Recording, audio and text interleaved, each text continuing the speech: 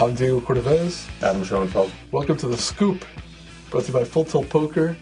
Last week we had Chris Ferguson, and he was very interesting. We've asked him to come back. He earned a second episode, much to his relief. He gets double pay because, he earns double scale. And if you missed part one, it's on Card Player TV.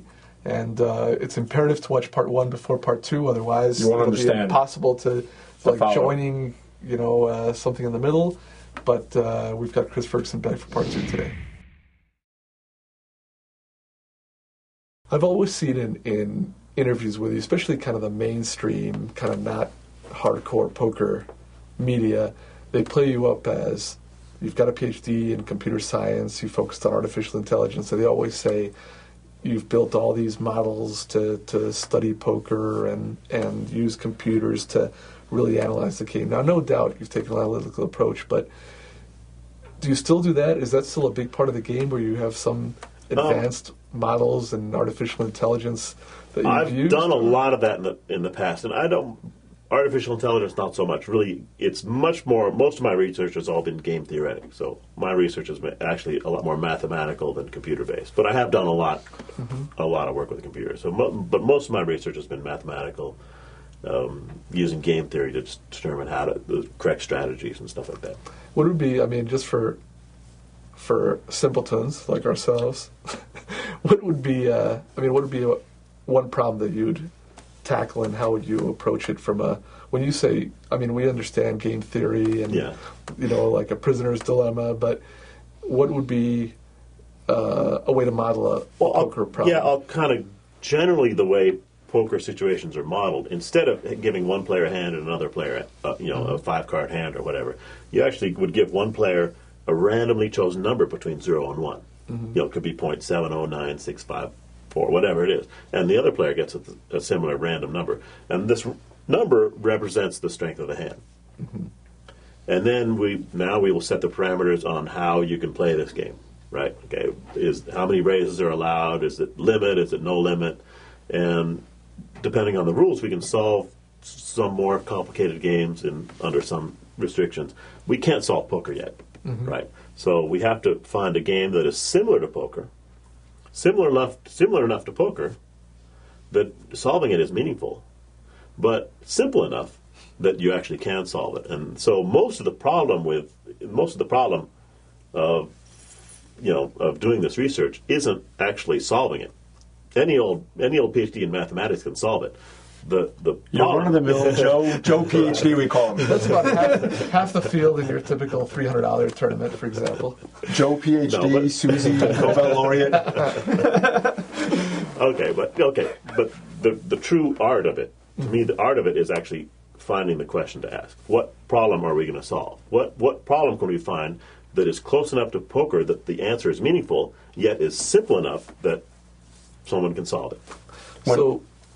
When I remember Mike Sexton talking about when you first started coming around, you had a notebook with numbers written down. Oh yeah. I love this. And Mike said something to the effect of, "This guy will never make it." Sure, all the old timers, right? This long-haired kid with a notebook. So that was. I'll tell you, yeah.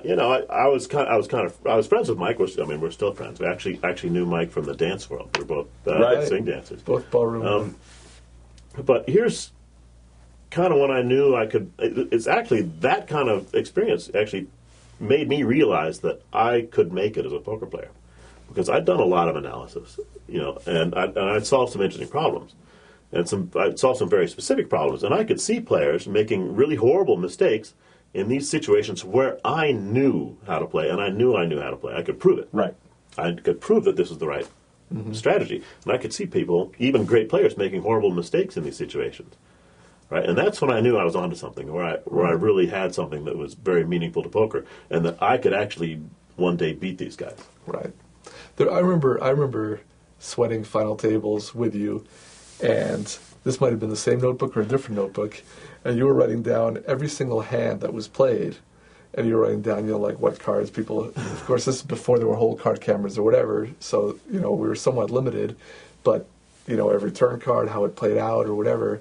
So did you go home and then analyze hand by hand? I don't remember. I don't really remember that too well. I probably did it, but I don't think I went and ever. went And crazy. Oh, I remember that. you doing that also, because this was it might have been the final at a World Series of Poker event. It might have been the main event. I can't remember, but Chris had his hand. I would do that. That's right. Yeah, I did that a number of times. and- Mainly the main event of the World Series. And either you had to go to the restroom or then you you had won to go it. talk It to worked. someone, and you had me do it for you, but I had to resort to the Phil Rizzuto. You remember That's a when Phil mistake. Rizzuto would keep score at the baseball game, a lot of it he'd write down DNS, did not see. Yeah. Because I couldn't pay attention, or I'd lose a street, and so I ruined your record keeping. I actually kept records for the World Poker Tour for many years. Right. I did that once also, and I took it very seriously, and then my head was going to explode. Just tracking it is difficult. No, I took it seriously. I created a spreadsheet program that would, as I tracked the hands, would actually keep track of all the chip counts of all the players. So I'd know exactly how many chips people played. It was actually I was doing it for the World Poker Tour to help them with their broadcast, so they could. So when you see those chip numbers at the bottom of the screen, the first couple of seasons, that was me doing that stuff. Yeah, no, I remember because you'd be in the credits. Like additional assistance, Chris Ferguson. Unclear exactly what it was, but That's what it was. One of the things right now that makes a big distinction between, very well done poker TV and maybe not as well is if they have the chip counts and they keep updating them and they're correct, because of course stack size is so important, especially in a Yeah. There's no context when they don't have the stack sizes, and then these plays make no sense whatsoever. Right. And the other thing is the way that they cut the shows is, they skip a lot of hands, so all of a sudden you see a guy play another guy, they both have about the similar stacks, and then suddenly one guy's got a huge stack, another guy's got a little nub, and he's forced to go all in, and the first guy's called him with 10-3, and it doesn't add up. They just showed the main event of the this year's World Series with Peter Eastgate won. And even though in real life they played for something like 3 hours or 3.5 hours, and it was really closely contested till the end, they just devoted like the last 5 minutes of the show to the heads up. And they're even in chips, and then also they cut, and Peter Eastgate's got like a 6-1. He had 120 million, right? 120 million to 16 it was more like million. 12 to and they get it all in, and it's all over, and people are watching, saying, "I guess that's how heads up works when 9 million's." They played for probably 4 hours or something. They had like to, that. And they only showed 2 of the hands. 2 hands. Right. We can understand why they were forced to do that, because if the heads up had gone one hand, they're editing this on the fly. Yeah. I don't want to totally, rip them apart, because they were in a tough spot having only, 36 hours to put this together. And the last, one thing we were talking about, the last, 5 years, dating back to 2004 when, I guess it's 4 years, 2004, 5, 6, 7, when Greg Raymer won, Joe Hashem, Jamie Gold, and then Jerry Yang. All 4 of those heads-up battles lasted like 10 hands or less. They were over almost instantly. Now, in this case, I think people knew that with 2 pretty sharp guys who are real pros and pretty even in chips, it was probably going to last longer. But those 4 in a row were just very anticlimactic. Yeah. Unlike when you won. When you played TJ, that was a marathon. That was real drama. Right. But it took like 18 hands to get to that tough one, too. Right. Yes, TJ. But that was real drama. People saw it because it was on Discovery Channel and they did a documentary. But now, if it was on ESPN with TJ making a big comeback and all the split pots between you, and I remember the scene, the only time I've ever seen you in all these years, with your hat off. Because there was so much pressure and so much going on, you took your hat off during play. Yeah, it was very. The main reason it was extremely hot in the only your girlfriend's ever seen you with your hat off, other than that instance. But one of the notable things about that was that this was before Chris had adopted the all black for tournament wear. You had a red jacket. I had a red jacket. Yeah. I think it was a red World Series of Poker jacket. In those days, they gave you jackets when you had the final. Right. Yeah, it was a different thing. You'd get a jacket. Now they can't do that because there are so many final tables. They can't produce that number of jackets. Listen, I hadn't thought of that point. Yeah. Right. Let's see, 135 final tables. 135 bracelets. Do you think that there are too many bracelets given out and sort of devalues your... No, it certainly doesn't devalue my bracelets. Adam said that, in his opinion, all your bracelets were devalued. I thought they were crap. Yeah, yours specifically. Phil Helmuster still Well, I see. he's the best player in the world. Well, I did have to beat one player heads up. One good player heads up. Oh my to win one of my goodness. bracelets. We had a protracted battle. Speaking of protracted battles, That was protracted. And actually, the funny thing is that Chris did raise every single time on the button. For like the first 60 times, and I started to just 3-bet and 3-bet and 3-bet. I mean, I had to do something, and then finally, Chris got a hand. And literally, And this was limit hold'em you're talking about. Limit hold'em, You guys played half limit hold'em, half stud high. half stud. That's great. I remember this vividly. So of course. You're good. it might have been, but literally might have been 60 hands in a row that Chris raised on the button. So finally, I started to 3-bet much more liberally. So now on the 61st hand, Chris looked at his hand and just kind of got a little sour look and just paused and like it was just painful. And then finally he just mucked it face up. It was like an 8-3 offsuit. Like That's hard to fold. I can't believe I'm having to finally fold, but all right. And also, he showed it after I did have 60 premium hands prior to this, but now I finally got a bad one.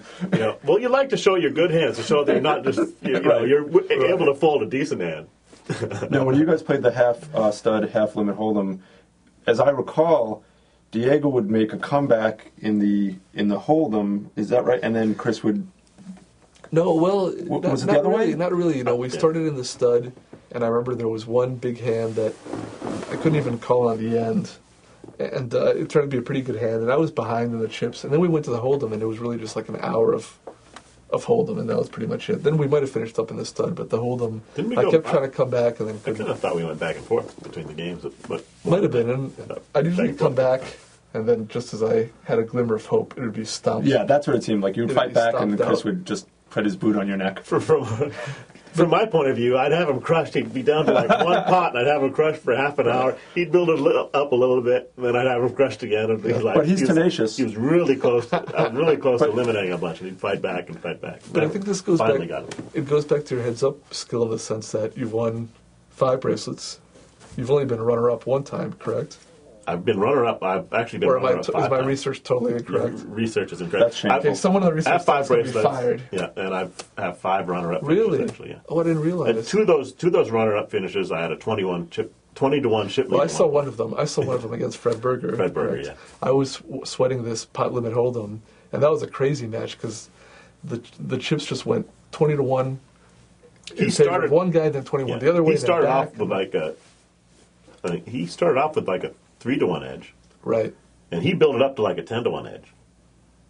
I fought back and got a 20-to-1 edge, Right. and then he fought all the way back and beat. So you could have 10 bracelets. I mean, I didn't Obviously, realize. did you have any bracelet bets on yourself? I could this year? have 0 too. No, Well, sure. No, but I hadn't realized. I remember that. 5 I remember seconds. that match because I watched it, and there was a period in which the final table structures of the World Series were really, really bad. I mean, people can criticize; they've gotten a lot better.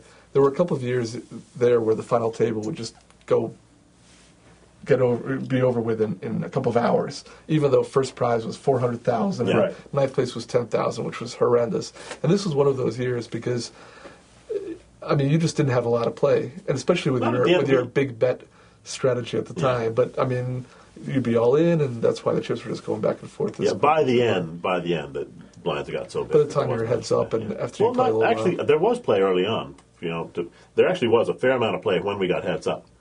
But after we played for 2 or 3 hours, blinds moving around Right. 3 or 4 times, there wasn't that much play at the end. Did you have any bets on yourself this year to win a bracelet? Will you No, do I that? really don't. I really don't do You don't get bets involved like in that. I did in the old days, actually, before they had the all-around points championship. We actually used to do a pool between players, all the top players. So we've actually been fighting for the all-around championship for much longer than it's been Right. than they had this all-around bracelet or whatever it is. We used to have that pool, in fact, that where Daniel used to run, and we'd use the That's right, commerce like the point fantasy system. pool. It was like a fantasy pool, Yeah. but we used the commerce point system, so it really was the accepted all-around Yeah. formula. And even though it wasn't even public, that was really a source Oh, it of was prestige. huge. Oh, I mean, everyone was people talking really, about that, yeah. really cared about that. Actually, I won that thing in, I think it was 2003. I won the pool, and I think I was like second, because I had myself first. Came in second in Oh, choosing right. people. And I have your handwritten. Do you remember this? I have your handwritten. Of all the players all your I had? choices, and you signed it for me. I don't know if you remember that. You gave that to me. I hate to besmirch Chris, but I think that one year where you won it, I was big, I was a big participant in this, and I took it very seriously. I did all my research. I'd go back the last couple of years and see who'd finished Right. where and what tournaments were scheduled and so forth. And then someone had told me that Chris wasn't going to be playing in most of the events. Oh, I remember this as well. And so on the first day, because you could turn it in like on the first day or two. Yeah, there was one or two. Yeah. Because there were so many, Right. so much to go.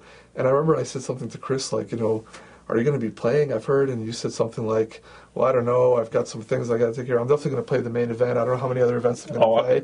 So even though I had Chris like in my top 3 or 5, I knocked Chris all the way off my ballot. I thought if he's not going to play that many you events, told me this. I'm not going to put Chris. He on was there. intentionally spreading disinformation. And then Chris played. I can't imagine that I wasn't. Chris played every single event and won like 2 of them or so, and that was the end of my $500 or $1,000 that I bet. I don't see myself like giving out information like that. I would not. Not intentionally. I would not intentionally tell someone that I'm would teasing. not, I don't we think would it not. really. But there I was would, there were. It might have been you had some family, but you might have actually had something. I must have had. I must have. It might have been Yeah. Perry Friedman spreading this information, but based on that information, I went all the way down. And you've been kind of non-committal, and you weren't around. And I remember that to this day, that was the most bitter. I've played a lot. I've played a lot Bitter of events. fantasy I think I poker. cashed in 8 events. Yeah, that was a good year. Chris playing every event, and even now, this is one thing that we've talked about to other people, which is that you're still one of the guys, even with the expanded schedule where there's 55 tournaments of the World Series, it's 2 a day, every day, sometimes 3, you're in like every single one. And even if you're in the day event, you're still playing in the night event and running back and forth and the whole thing. I play every single day. Actually, this last year I got one day off. Turns out I'd bust in one tournament, and then the next day was the seniors. So I had to take one day. They forced me to take one day off. And you've never been in a situation where you think it's affected you to be in one tournament and trying to play the other, where you have a chance? No, I actually definitely think it has. In fact, well, first of all, you can get blinded off in one tournament. I actually played I was playing the stud high low, and I was at the final table in the stud high low. I was kind of low on chips, so I actually decided to enter that day's event. It was a $10,000. I think it was a $10,000 Omaha high low split. Right. Oh, come on, I'm going to get this over with, right? I'm going to have time to play some chips, most likely. Well, I finished, in a marathon session, I finished second. And I wasn't even going to play my stack, except I think the final break I actually went and played my stack and like I tripled up. And I was down like 2,000, tripled up to 6,000. Anyway, by the end of the day, I think you start with 20,000. I was down to like I finally come in second. And then I go over and play like 1 or 2 hands, and then time's up on me. Time's up. So I go to the next day with like 1,000 or 1,600 in chips. Right. I built it up. So that's how it affects me. Instead of 20,000, I'm starting with 1,600. That was rare. I was willing to take that kind of risk. And by the way, I actually built that stack up to like 60,000. Right. I was really wanted to cash in both events. That was good. But see, in that case, even though it's negative equity, Yeah. The alternative was not playing at all. So here you're playing, and you've got at least a chance, even though probably it's negative in terms of your investment. I'm not so sure it's negative in terms of my investment. No? I really wouldn't do it. I mean, I really wouldn't do it if I thought it were negative in terms of my investment. But if you know that you'd start with that, Oh yeah, I wouldn't have done it if I that's know what I'd I start mean. with that chips. I mean that. I was saying this guy's pretty arrogant. He can start with 1/10 the chips of everyone else. And Yeah. still No, that wasn't my intention. If I knew that, if I sure. know I'm starting with half the chips or less, I'm not going to. But in that case, as long as you're willing to pay the entry fee, to have any chips is better than no chips. Right. But I've played with a lot of top players who, will be playing in a $5,000 or $10,000 event, and they're running back and forth to another table and missing hands or just. And there's no way that their game. I did that. I've actually done that a little bit. Well, that's the alternative: is you run back between tables. And that I think then you cost yourself in both. Then as you're opposed to costing just- yourself, right? Yeah, well, Or it's I just so think much it's better fun. than I think it's better than getting blinded off. And it's only like once or twice that I've actually run between tables. And you have to know that you can play a hand over here while this hand's going on at the other table. Otherwise, it's not worth it because one of the terms is going to have much bigger blinds than the other, and that's the one you're playing.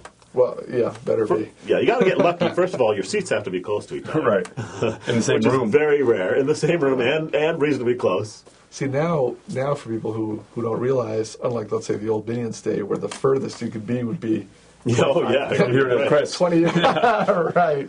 But in those days, they only had one tournament a day. It was Right. like the Right. final table. That too. I miss that it's hard to follow what's going on. Like I do, 100%. I would know that Chris Ferguson, who I'm a fan of, is in the final table, and I'd be excited, and I'd go watch that. And now it's Exactly. like, oh, Chris won another bracelet? Right. I didn't know that. When did that happen? Right. They'd be announcing Exactly. over the PA. But now you can be in one tournament, and the other tournament is in the banana room or whatever. We definitely lost. Of course, there are things we've Totally, gained, yeah. and but that's one thing we've lost. I am completely out of touch because there are 2 final tables going on every day. There are 2 tournaments that are continuing from yesterday, and now there are 2 tournaments starting today. Right. So there are 6 tournaments going on at any one given time. All in I have different no rooms. idea who's at the final table. I have no Right, idea right. who's won bracelets. In I mean, these events. It's completely literally, out of touch, one of yeah. your friends could win a bracelet, and you might not know until you were told, like Exactly, days of later. course. Right. That's unfortunate.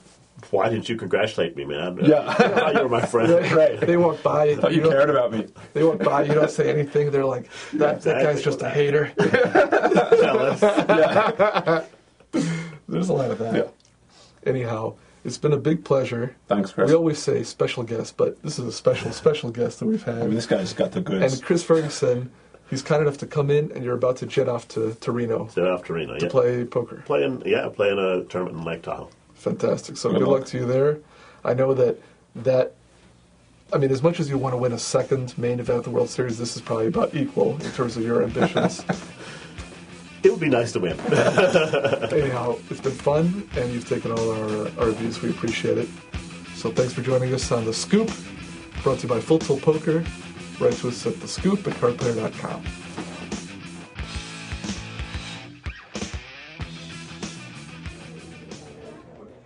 2 bracelets. Awesome. Well, you know, these aren't easy to win. Remember this one like it was yesterday. My opponent had me down to my left. Sorry. Anyway, it's down to my last few chips. So, I had to call. We play at FullTiltPoker.com.